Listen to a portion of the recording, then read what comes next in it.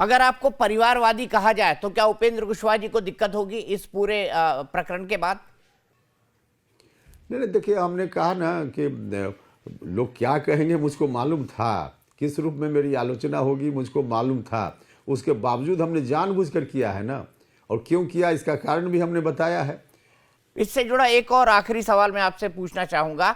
मुझे बताइए, बिहार की पार्टियों में या देश की पार्टियां जो छोटी पार्टियां हैं उनमें क्या दिक्कत है? क्या ट्रस्ट की समस्या हो जाती है? आप देखेंगे समाजवादी पार्टी में तो एक पूरा परिवार, आप देखेंगे लोक जनशक्ति पार्टी में तो एक पूरा परिवार, आप देखेंगे आरजेडी में तो एक पूरा परिवार, आप देखेंगे कांग्रेस पार्टी में तो एक पूरा परिवार। यही लोग प्रमुखता में रहते हैं, यही लोग न्यूक्लियस रहते हैं। आपको इस राजनीति के क्या कारण नजर आते हैं जब आप उस टोपी को पहनकर बैठे हुए हैं? देखिए, दो तरह की पार्टी देश में है ना, एक तो मास पार्टी और एक कैडर बेस्ड पार्टी।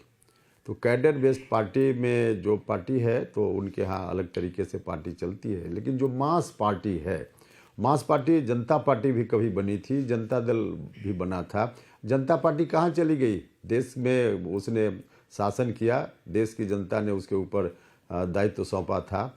जनता पार्टी कहाँ चली गई, क्यों चली गई?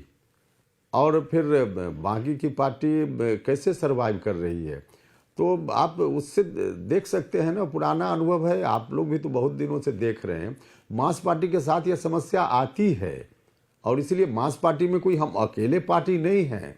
जो बड़ी बड़ी पार्टियां हुई देश में, उनके सामने ऐसी समस्या आई तो फिर हम कोई उससे मास पार्टी होते हुए हम उससे अलग होने की बात तो हम कर नहीं सकते हैं।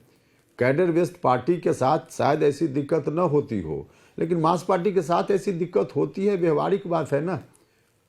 तो हम व्यवहारिक बात बोल रहे हैं ना, इसलिए व्यवहार में जो हमने अनुभव किया उसके आधार पे हमने डिसीजन लिया है। हमको व्यवहारिक कई बार बनना पड़ता है।